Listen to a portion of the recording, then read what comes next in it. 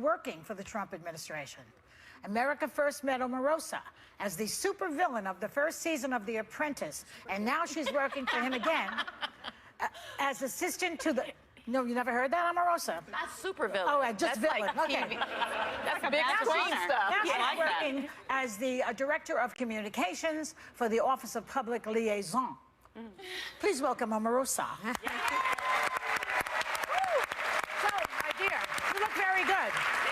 You look very nice. We're in red today. So you're working for the Donald. This is my first time back in 13 years. Oh, wow. I was here on the first season of The Apprentice. Welcome. Good to be back. And my mentor, and who I call the legend of TV, Barbara Walters, was here when I last was here. And it was an honor to be here. That's right. So you're working in the White House with the president. What exactly are you doing? And do you genuflect in the morning? That's what I want to know. Say that again. What are you doing for him? So I am Director of Communications for the Office of Public Liaison, and really we are the face, the coordination between the different groups that want to have a voice and to inform the policy that's happening with this administration. And so I'm honored to serve all of the different groups who want to engage with this administration. In fact, right now I'm planning our Black History Month program, and it's going to be extravagant. Wow.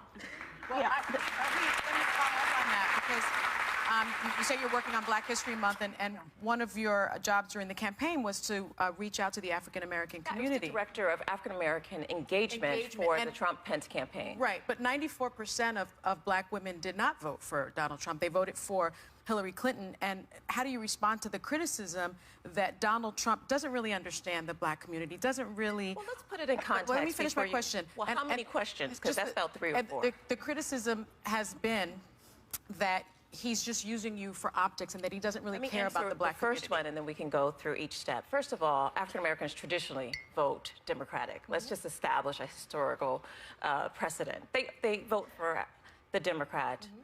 94, 95%. So that's no different. But Donald Trump got 13% of the African-American vote. He doubled what Romney got. And he is very, very excited about engaging with the African-American community. Now, your second and third question I really didn't hear, so if you want to go through those again. The criticism has been in the African-American community that Donald Trump doesn't really care about the community, and in fact, he's just using you as optics. First of all, no one uses me. No one uses me. First and foremost, let me just tell you a little bit about myself, and then you can understand how I got where I am.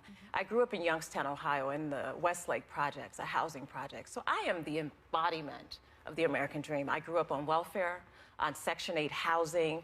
My father was killed when I was 7 years old. I went to public schools. I went to Central of Ohio, got to Howard University, and started to work in politics. So I earned my way to sit in the White House. No one gave me anything, okay?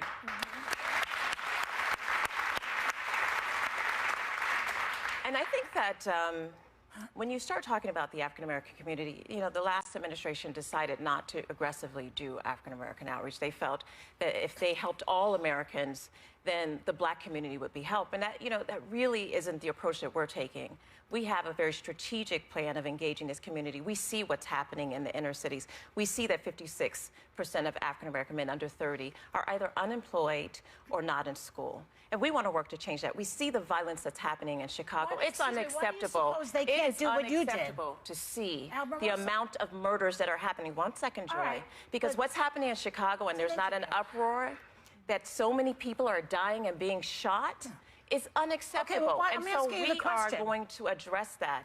And this president already this week tweeted about Chicago. He talked about wanting to bring I want him to do anything there is to do to make sure that no family goes through what my family went through. My brother was murdered not even 5 years ago, shot dead in his own home. When I see these families in Chicago, 700 or 800 families had to go through what my family went through. I had to sit in the courtroom with the man that murdered my brother. This is more than just politics. For me, Joy, this is my passion. I understand what you're saying. I'm questioning, why do you think you were able to make it and all these other people could not? You know, that's a bigger question than for a 3-minute segment. Does racism have anything to do with it, for instance? And there are a lot of historical things that has happened that other people could answer. I'm going to tell you about my life and my experience. Why do you think President I was able to make it. 1 second, Gretchen. I was able to make it because my mother made sure that we were in the church, that Christ was the head of our lives, that education was at the top of every single thing that we did. I think and it's quite she common kept amongst us the out Black of community. trouble and out of the street. Yes. And that's why I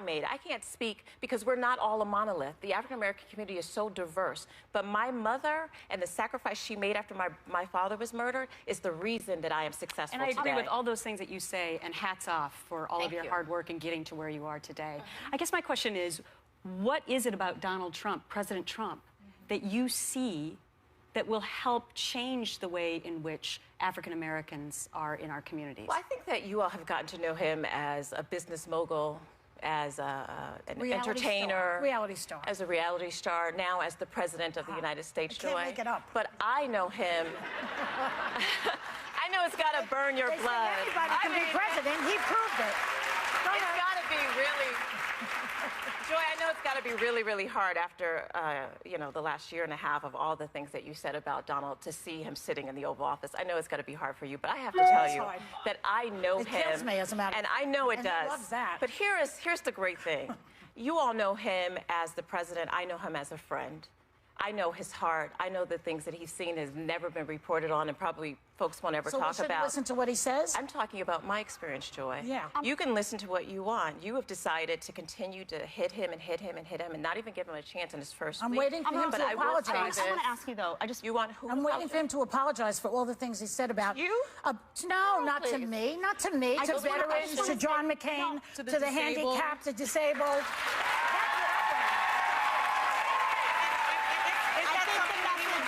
I think the message that he has about personally about school choice, about opportunity, about jobs, I think that message did get to a lot of people, and that's why a lot of African Americans, a lot of people who were in poverty, people of all genders and races came out. My issue is African that Americans did not come out for Donald they Trump. came out more than they had for Republicans in the past, and that They means did, something. and you have to give some credit to that, Sonny. Let's finish. But you know, we also have to move from campaign now. He's the president. Right, We're no but longer here's the campaigning, here's my so question those for you. same lines don't How do you We have bring to those? go. How do you bring the people in who are saying, you know what, no matter what, we're doomed, who are refusing to listen to the fact that a lot of these programs, in my opinion, will bring opportunity? How do you make those people who aren't inclined to when listen we come back. to listen? Omarosa, When we're we come going back. to commercial. When we come back, she can answer your question. And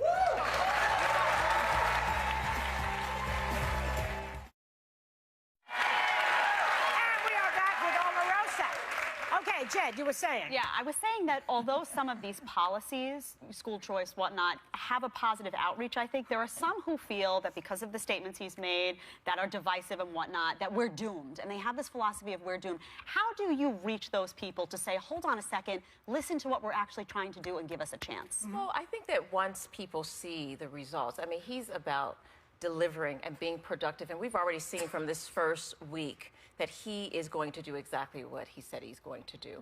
And we can trust that if Donald Trump says he's going to give jobs, he's going to bring back manufacturing, that he's about America first, then that's what he means. And we've seen that in 5 days. And people who even disagree with him have to agree that this first week has been probably one of the most productive weeks of any administration. It has, but it seems that sometimes he gets a little off track as well, and he goes back to the crowd size at the inauguration and now the voter fraud investigation with 3 to 5 million people voting, you know, illegally. And now you have Jason Chaffetz, you know, from Utah, member of Congress, who says, I'm not going to start an investigation into this because I don't see any evidence of it. Is this a distraction for President Trump? Well, I think that there's a time of adjustment. You know, he's not a politician. He's never held office, and he's moving from private sector to governing, and it takes an adjustment time. I think in the first 5 days, he's done a spectacular job of dealing with the most important high-pressure job in the world. And so we have to give him time to make that shift. And I believe that you will see that this president is going to be incredible for this country. And I am excited about what's happening with this administration. I'm very honored to be a part of it. What if they find out in the voter fraud investigation that Hillary won the election? Will we do it over They again? won't find out that because she didn't win. There's a possibility she won by 3 million more votes. It's possible. Isn't it possible? I think that anything is possible, but I think what's more important right now, I think about the families who lost loved ones in the tornadoes. I think about the families that the president talked about this week who became victims of violence because of illegal immigrants. I'd like to continue to talk about the election. It amuses me, but the truth is we have It real amuses him, issues. too. We have real issues and there are real Americans who have problems that we have to address. So No kidding. you all can sit at the table and continue to talk about those things in the media, but we have a job to address. We have a job to make sure that the American people have exactly what they need. Let me just jump in here real quickly. The day after the inauguration, millions of women marched around the world to protest President Trump. Many were offended by some of the things he said along the way, but how did you remedy this as a woman? Did any of this resonate with you? Well, first, I'm an American. I'm a very proud American, so let's start with that. And I know people like to put labels. Omarosa's black, she's a woman, she's this. I'm an American first. And seeing those women march last week, it made me very proud. It's one of the most important fundamental rights that we have in this country. Right. The right to assemble, the freedom of speech, and the right to protest. I love seeing that. And there is a march going on. There's a march going on right now, the March for Life, that I hope that you all will give the same type of coverage that you are. We did yesterday, actually. We covered it yesterday. But today, it's going on right now. And so that same freedom should be afforded to all Americans. And I'm so glad that the Vice President is probably preparing to speak at the March for Life right now. But why do you think it's so divisive? It's so divisive in our society right now. It's politics. You know, politics is a tough game. This is my second time in the White House, so I'm not really new to the tension that comes with it. What's new to me is just this desire to paint Donald Trump with this negative brush without giving him a chance to do what he said he was going to do. Can I just ask you this? We've been talking about how divisive this election is, and Gretchen's been talking about how divisive this election is. We often say that it comes from the top. He did lead this very divisive campaign. Will we hear him apologize? Don't you think the media contributed to that? Will we hear him apologize? No. For of course not. The things that he said. Stood by everything that he said. And now let me just say, reporter? He didn't make fun of a disabled reporter, but you can continue to say that. If you say it enough, people may start to believe it. Let me just say this as I close this. Y'all can keep throwing things at me. I'm not going to really fall for that. What I will say is the American people can listen to me right now and right here. We are committed to making this country the best it's going to be. We're not going to look in the past. We're going to look forward and put this country first. And that's what's not been happening in the last 8 years. We're going to put America first. We're going to put people back to work. We're going to make sure people are safe. And that's what this president is about. Same as you, This is a table for you all to negotiate things that you want to talk about from the past. But I now work for this country. Yes. And I take my job very seriously. Can we see his tax returns, do you think? See, Joy, do you?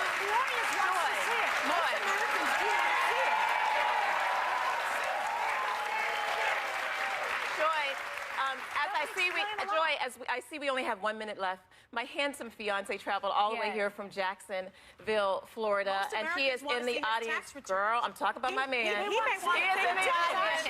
No, boo. I'm talking about my man. We're getting married. I'm so glad that he's here. He's a Democrat. I'm a Republican. We get along just fine. He may want to see his tax returns. You want to see his tax returns? Raise your hand if yes, the answer is yes. I just want to know if you're going to take his last name. Oh, of course, he's my husband. He's going to be my husband in April. Right. And I'm so happy that he's here with me, and he brings me such joy. And I hope that you one day can find that kind of joy in your life. Oh, please. When they go low, we go high. That's right. And I feel like I could get high right now. Thanks to Omarosa, and we'll be right back. Working for the Trump administration. America first met Omarosa as the supervillain of the first season of The Apprentice, and now she's working for him again as assistant to the... No, you never heard that, Omarosa? Not supervillain. Oh, just villain. Like okay. TV. That's big screen stuff. Now she's working as the Director of Communications for the Office of Public Liaison. Please welcome Omarosa. So, my dear, you look very good. Thanks, Joy. You look very nice. We're in red today. So you're working for the Donald. This is my first time back in 13 years. Oh, wow. I was here on the first season of The Apprentice. It's good to be back. And my mentor, and who I call the legend of TV, Barbara Walters, was here when I last was here. And it was an honor to be here. That's right. So you're working in the White House with the president. What exactly are you doing? And do you genuflect in the morning? That's what I want to know. Say that again. What are you doing for him? So I am Director of Communications for the Office of Public Liaison. And really, we are the face, the coordination between the different groups that want to have a voice and to inform the policy that's happening with this administration. And so I'm honored to serve all of the different groups who want to engage with this administration. In fact, right now, I'm planning our Black History Month program, and it's going to be extravagant. Oh. Well, let me follow up on that because you say you're working on Black History Month, and one of your jobs during the campaign was to reach out to the African-American community. I was the Director of African-American engagement for the Trump-Pence campaign. Right, but 94% of Black women did not vote for Donald Trump. They voted for Hillary Clinton. And how do you respond to the criticism that Donald Trump doesn't really understand the Black community, doesn't really... Well, let's put it in context. Let me finish my question. Well, how many questions? Because that's about 3 or 4. The criticism has been that he's just using you for optics and that he doesn't really care about the Black community. First one, and then we can go through each step. First of all, African Americans traditionally vote Democratic. Let's just establish a historical precedent. They vote for the Democrat. 94, 95%. So that's no different. But Donald Trump got 13% of the African-American vote. He doubled what Romney got. And he is very, very excited about engaging with the African-American community. Now, your second and third question I really didn't hear, so if you want to go through those again. The criticism has been in the African-American community that Donald Trump doesn't really care about the community, and in fact, he's just using you